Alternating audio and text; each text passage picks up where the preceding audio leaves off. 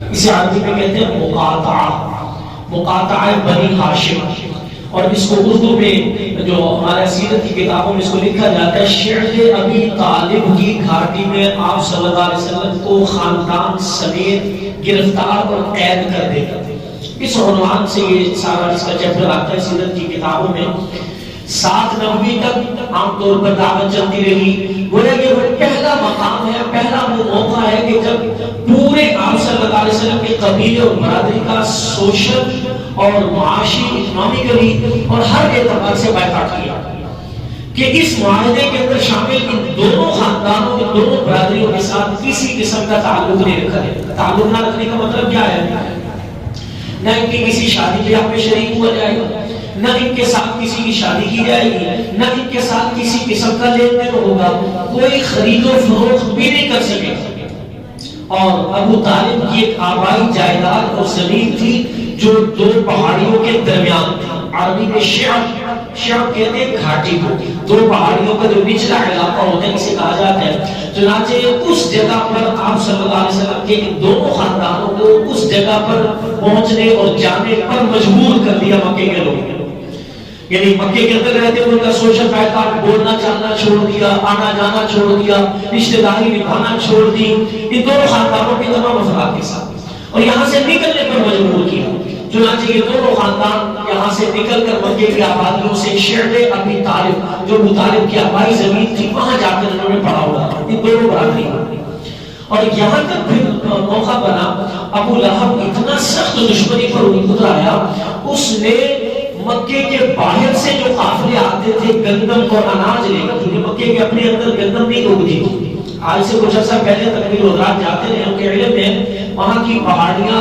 پاکستان کے جو پہاڑی علاقے ان سے بہت مختلف ہے، بالکل جٹھیل پتھر ہی پتھر، نوکیلے پتھر، بڑے بڑے پتھر، کوئی سرخ رنگ کے کوئی سیاہ رنگ کے، وہاں کے پہاڑوں پہ عجیب منظر وہ ہوتا ہے، ہیبتناک منظر، وہاں تو کوئی پیداوار نہیں تھی۔ چنانچہ مکے کے لوگوں کی گزر بسر روٹی اور یہ اناج یہ سارا باہر سے امپورٹ ہوتا تھا، باہر سے آتا تھا۔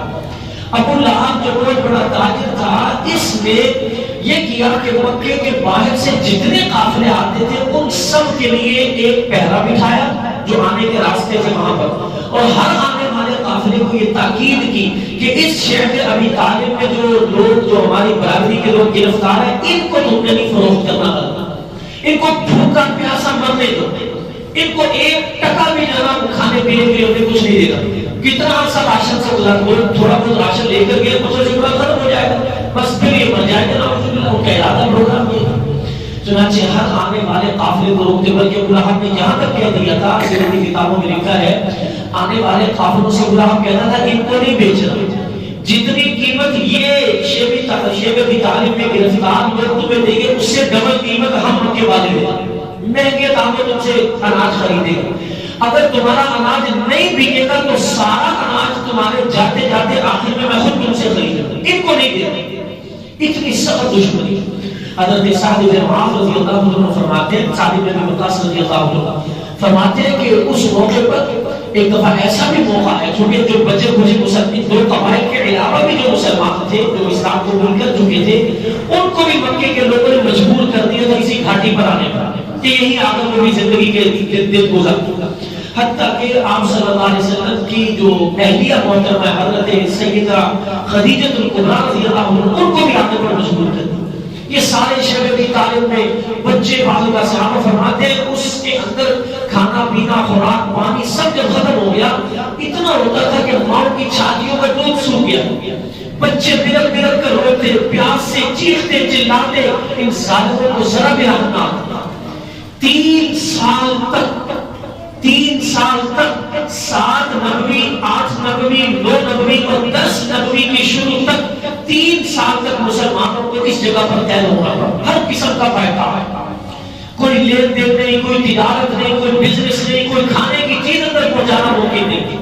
اتنا سخت پہرا بٹھایا ہوا تھا مکے کے قافلے کا، بچے ملک کر روتے، چمڑا چبا چبا کے صحابہ نے گزارا کیا۔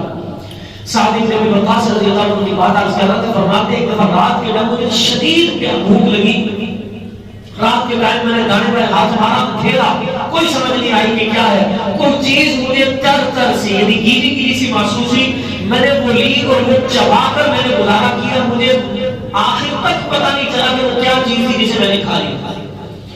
ایک موقع پر فرماتے ہیں کہ اتنی شدید بھوک کا عالم تھا کہ مجھے پرانے کسی اونٹ کا چمڑا ملا، اونٹ کی کھال ملی جو سوکھی ہوئی تھی،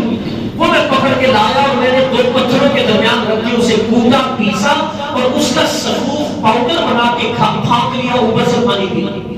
اتنا چمڑے چبا کے اور درختوں کے پتے کھا کھا کے صحابہ کرام نے گزارا کیا۔ 3 سال اتنی شدت میں گزارے تھا۔ آپ علیہ السلام بھی اس استقامت کے ساتھ رہے کہ کافروں کے مطالبات کو تسلیم کرنے کے لیے تیار نہیں۔ اندازہ لگائے دین ہم تک پہنچنے میں کتنی مشقتیں، رکاوٹیں آئی مسلمانوں۔ صحابہ کرام نے بچوں کی قربانیاں دی ہیں اور عورتیں اور بچے اور سارے اس گھاٹی کے اندر ہیں، حتیٰ کہ حضرت خدیجہ الکبریٰ رضی اللہ عنہ کے ایک بھتیجے تھے حکیم ابن حزام جو بعد میں مسلمان ہوئے، وہ ایک مرتبہ رات کے ٹائم حضرت خدیجہ الکبریٰ اپنی پھوپھی کے لیے ایک گندم کا توڑا، 1 یا 2 توڑے تھے، وہ لے کر جا رہے تھے۔ رات کا ٹائم تھا، انہوں نے کہا سب سو رہے ہوں گے، میں لے کر چلا جاؤں گا۔ راستے میں ابو جہل کہا کہاں جا رہے ہو؟ انہوں نے کہا جی وہ میری پھوپھی ہے اور انہوں نے میرے پاس بہت پرانی امانت رکھوائی بھی تھی، میں کو واپس کرنے جا رہا ہوں، ان کا حق بنتا، اس سے تو مجھے روکو۔ کہنے لگا نہیں یہ نہیں تم جا سکتے، سارے مکے کے لوگوں نے بائیکاٹ کے آپ کو اجازت نہیں لے جانے۔ ابھی بحث و مباحثہ ہونا، مکے کا ایک بہت بڑا سمجھدار آدمی تھا ابو البختری نام اس کا آتا ہے، یہ بعد میں مسلمان تو نہیں ہوا تھا لیکن آپ صلی اللہ علیہ وسلم اس کی عزت کرتے تھے اس کے اس احسان کی وجہ سے،